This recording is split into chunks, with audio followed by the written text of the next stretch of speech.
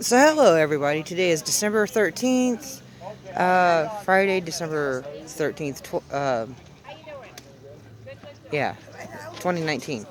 Anyway, I'm over here at a place called the Last Resort. That right there is the sign for it, but I'm kind of far away because, people might not want their faces on video. So this guy over here at the Last Resort, his name's Pete, and every Friday at 2 o'clock he usually has puts a meal together, and anybody that wants to come and eat can show up and come eat. It's right next to this place called the Haven. Back there, I believe that's called the Haven. It's a church. So I came out here today. We had some soft tacos. It was really nice. I'd say he fed at least 30 people, probably more. But I'm on my way back over to my camp. I'm going to go walk over back to my camp. Probably maybe quarter mile, half a mile walk. And I wanted to touch base with everybody. It's late in the afternoon, and, of course the sun is pretty bright. But it's a beautiful day. I'm wearing shorts. Actually put tennis shoes on because, the long walk is not real conducive to sandals. um, so I came over and got some lunch slash dinner. That was really nice to have. Met a few people. I think maybe I could dedicate one day a week over here to help prepare meals because that's just right up my alley. I don't have to scrape and scrounge for a kitchen. He does it on a regular basis, and he's definitely got himself prepared, and he has himself a little crew. A few people that like to come over and help him out. So, all the responsibilities are not falling on one person. Right now, I'm at Low Road. Basically, that's one of the main roads. Beale Road comes in from Nyland. Back that way is Salvation Mountain, and back that way goes up to Coachella Road, which I'm going down Low Road, down this way. And the skate park is down there. So I'm heading down towards the skate park. I'm going to stop and say hi to them on my way there. They usually have a drum set up, but since all the rain's been happening, they've put the drum set away. So I went up there this morning, mid-morning, and just hung out with some people, made some new friends, talked to a few old friends, like 3 weeks old. So anyway, I decided I'm going to walk through this way, down the Low Road, and there's not a whole lot of people out right now. I guess, yeah, we don't quite know where the road is, so just stand still and hope they run around you. But I guess, like in October, a little rush of people come through, set up shop. And then in November, another batch of people. And then December, I'm expecting that after Christmas and after New Year's, we'll probably get like the winter rush. But yeah, it's pretty nice. Pretty nice out here. I mean, it's not easy, but I definitely feel safe. I mean, everybody's always worried about me, and I get it. I mean, yeah, you can't trust everybody, but, I've only been here for a little over a month, and honestly, more people have helped me out here in Slab City, like as far as letting me have water, letting me use their propane, letting me camp out in their area. Somebody gave me his shoes, somebody else gave me a case of water. And, the spirit of giving is like all the time, year-round, daily occurrence here. It's not just a Christmas thing. And,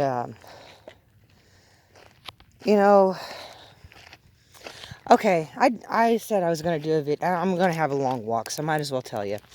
I've been meaning to tell y'all the reasons why I came to Slab City. Okay, for one, I've been homeless for a while. I don't want to live in a freaking box with 100 other neighbors right on top of me with their bed bugs and their roaches. By the way, roaches eat bed bugs. So if they're spraying for roaches but not bed bugs, you're probably going to get bed bugs because them roaches will eat up them bed bugs. Anyway, so I could go back to HUD housing, but I don't want to live in an industrialized, institutionalized environment. I mean, I was institutionalized as a kid for the most part, and it really isn't conducive to a healthy life or a healthy mind or a healthy spirit. So, I mean, out here, at least, I mean, if people get on my nerves, I can at least go down the road and get away from some, you know, I can have my own quiet spot if I wanted to. But anyway, so yeah, I'm not going back to HUD housing, which is affordable housing, but, you know, comes with, you know, people telling you that you can't smoke your cigarettes or smoke your weed, or, you know, people telling you that you can't have visitors more than 3 days or some bullshit, you know? Yeah, or you can't have new roommates, or, you know, it's just, I don't know. So that was one reason why, well, I ended up homeless last year. And I was homeless for the majority of the past year because I refused to go back into HUD housing or low-income housing. I'd rather live at a campsite and move every 2 weeks than have to do that again. I did it for 11 years, and all I did was, I was just waiting to die. I was existing and waiting to die. Being out here, I feel like I'm living, I'm surviving, I'm thriving, you know, I'm not just waiting to die. Also, and I knew that I couldn't survive wintertime in Indiana or Illinois in a tent. I wasn't going to be able to survive it. It just wasn't going to be able to happen. So I started looking for intentional communities, places that were off the grid, and people that were together on purpose, not just haphazardly throwing in a housing unit, and whoever your neighbor is, well, too freaking bad, that's who your neighbor's going to be. Oh, this is the skate park area. Yeah, right back yonder. We just passed the skate park. So yeah, that's the skate park area back there. They have a pool over there that used to train the military. They've turned it into a skate park down in there. They have a burnt out car that they throw a mattress in and have bonfires every now and again. So anyway, so yeah, I can choose who my neighbor is here. And it's affordable, right? So, so that's one of the reasons, you know, I was looking for intentional communities, and I happened upon a Facebook or a YouTube video that had this particular clip, and I swear it feels like somebody took a little piece of my memory and put it in that video clip and put it on the internet. Because when I was watching that video, there was this clip of way down south out here, they have a train track that goes by, and there was this clip of you could see across the desert, and way out in the distance there was a train going by. And I was like, wow, that's a piece of my memory. Okay, so this is my memory. This is my history, a little history. When I was about 5 years old, we traveled across the country. Me and my three brothers, and 2 sisters, my sister's girlfriend, my brother's 1-year-old child, and my mother. So a whole carload of us were in a station wagon traveling across country, not knowing where we were going. We're just rambling around from here to there. And so when I was like 5 years old, like at Thanksgiving, we were in a church. A church let us stay for the weekend, and we had Thanksgiving dinner at the church. And then after that, I hear that we're going to Long Beach, California. Well, I was 5 years old. We arrived at the beach at like sunrise, and I slept through it. So my family went out swimming in the beach and in the ocean, and they found money. Various members of my family found little bundles of money. And there's a couple of people that might watch this video that might remember that situation. I'm not going to name any names, but I'll let her comment if she wants to. But anyway, they found money, and I remember waking up that morning. We went to a Big Boy's burger place, and we had breakfast. And that's the first time I remember going into a sit-down restaurant having breakfast. And we could eat and have whatever we wanted. That's the first time I ever remember being in a restaurant. And we got our fill. Anyway, after the Long Beach scenario, we ended up in this place, and my childlike mind, I thought we were in Santa Fe, New Mexico, because we were out here where all these cars are, and the various people had little fires and barrels of fire, and out across the desert was the train tracks, and on the tanks, it would say Santa Fe, so my 5-year-old mind thought we were in Santa Fe, New Mexico, until that day that I found that YouTube video, and I'm like, oh my God, there's my memory. There's a piece of my memory. And I can't ask my mom because she's passed away, but, maybe some of my siblings or, family friends or whatever would know if we might have been here, but I would bet my last dollar that we were here. Let's see, I think I need to go north now, or sort of north. And we're going to have the sun to my back, so yeah, you get to see shadow. So anyway, I think we ended up here for a minute. I don't think we stayed very long. And this was back before Salvation Mountain actually existed. But yeah, I think we were parked out there near Salvation Mountain before Salvation Mountain was a thing. Because Salvation Mountain, the guy that started that, I don't think he started that until 1985 or 86. And this is 1980. So anyway, I decided to come here because, it's in my spirit to grow food and to feed people and to cook for people. And I might not be able to change the world. I might not even be able to change this small part of the world. But I think if there's any place in the world that I could make a difference and feel like useful and feel like I have purpose and reason for being alive, I think this is a good place to start. Again, I don't know if this is going to be a long-term or temporary situation here at the Slabs. I'm kind of wondering if I'm going to be able to do a summer here because, 115, 125, 135 on occasion. And you're going to have 6 to 8 weeks of that oppressing heat where you just can't function. Like your whole function is to stay cool and hydrated. So the Alaskans have dark winter. I guess the Slabbers have hot summer. So I'm not sure if I'm going to be able to do the summers here. And I can't, I don't feel like I can just show up and okay, I'm going to build all this stuff. I'm going to build the nursery. I'm going to build the aquaponics. I'm going to have greenhouses, which I don't need greenhouses. There's plenty of sun. But, I don't know if I can come in and build everything that I, want to, and then take off in April, and then maybe possibly come back in September or October, and hope that, I have a friend that was willing to look out and take care of the stuff, or if I'm going to come back and there's going to be absolutely nothing but remnants left of what I had built. So, instead of building my own thing at my own, my own thing on my own place, I think right now it's a good idea for me to, with Pete over at the Last Resort, if I go over there and help him cook, maybe help with certain supplies or whatever, help some of my other neighbors that have different gardenings and different projects and things, maybe I can contribute to their camps, the people that are, a good resource for the community,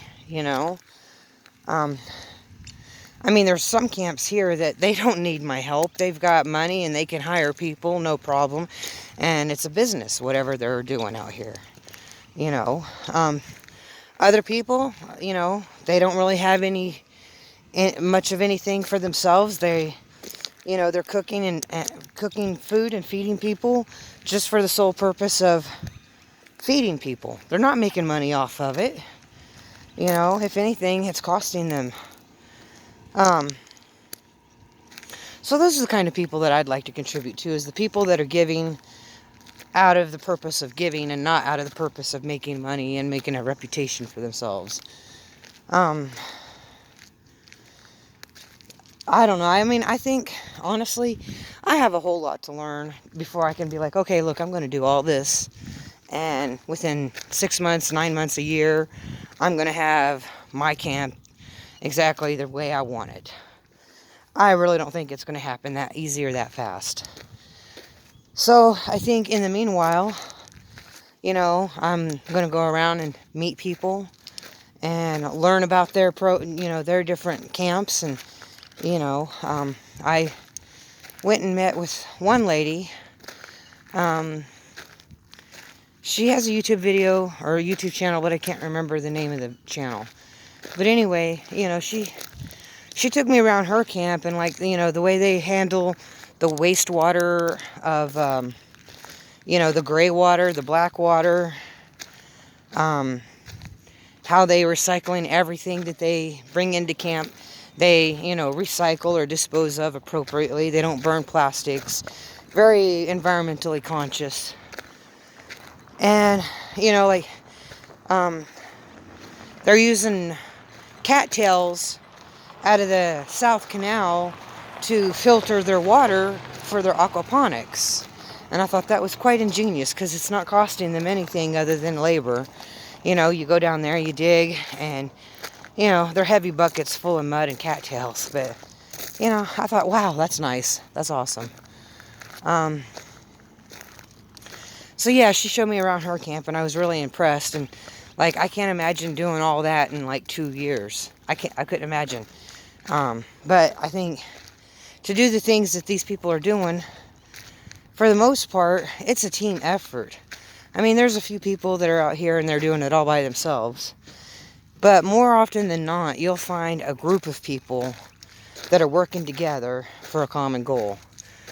And it just really does bring you together with the people, So, anyway, I'm not quite sure where I'm at on my track. I think I got to go that way more. I don't know. Yeah, I got to go that way. In a minute. But, so anyway, I wanted to give everybody an update of what's going on. Had a pretty good day. I mean, I did a lot of walking today. Walked down to the skate park, and then I was walking back to my camp, and I stopped in and said hello to a couple of people that I did know. And then I stopped in there's a blacksmith up here, and I decided he was out there working. I decided to stop in and say hello, and he's only just a little ways down from where I'm at. So he was a nice fellow, and it was interesting to hear his story and the things he's doing and the work that he does. And then I went back to my camp, had a can of tuna, but then later I walked over here with the blacksmith over to the Last Resort and had some tacos. So I really feel like I've had plenty of food for the day. I feel good. And I met a few people. I've met a few new people, and so that was nice. And plus, I started using this pedometer about maybe 9 months ago, using a pedometer on my phone, and today I hit 280 miles on my walking. I'm like, wow, okay, cool. I've walked 280 miles in less than a year so far, so that makes me feel good compared to where I was in my past, when I couldn't even walk around the hospital hallways for 3 minutes. That just was impossible. And basically I've spent my whole day walking. So I feel real good about today, and maybe I'm going to sleep real good tonight. It's a Friday night. People might be all interested in they have karaoke at one place. I don't know where exactly, but every Friday night there's karaoke. And I'm sure there's going to be some music and some drinking and some fighting and maybe some dancing and singing and all that. And then, of course, Saturday is the range. I didn't go last Saturday because it was raining and gray the whole day.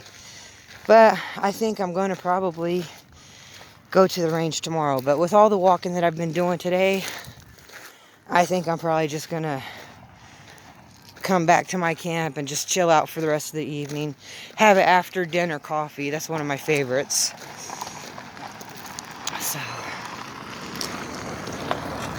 So anyway, yeah, that's gonna be the rest of my day. I'm going back to camp and I'm gonna have an after dinner coffee. And I'm gonna feel good about all that I did today. Walking around talking to people might not seem like much to some, but considering that I'm a hermit, that I can crawl up under a rock and disappear for months and people don't see me or talk to me in forever. And the fact that, you know, that I walked all over the place today. You know, I feel real good about doing that and being able to do that, you know. There was a time when I couldn't walk. And, you know, like, okay, another heavy thing. A year ago at this time, I was in a serious depression. I have a long history of depression and bipolar and all that bullcrap, right? PTSD. A few others that I could probably name. But you know, last year at this time, I swear, I was sitting in my apartment, in a HUD apartment with bed bugs, and I felt very isolated. I couldn't reach out to my friends and say, hey, I'm lonely. Can I come over and visit? Instead, I'm like, I'm here in this existence all by myself. There's nobody here. It's just me. I'm not doing anything with my life. I'm not contributing nothing, you know. And I was seriously contemplating overdosing on my insulin. You know, I talked to various people and things about, you know, making sure my animals were taken care of if I were to die. Yeah, there are county workers here because this is a county road. So that's nice that they're out here. But, last year at this time, I mean, you know, pretty much from 4th of July up until New Year's Day, I spent every holiday alone and on my own and by myself. And it was just really depressing because I wasn't able to reach out to too many people. And I was just wanting to die because, I mean, all I was doing was breathing. You know, I really had nothing meaningful in my life. And,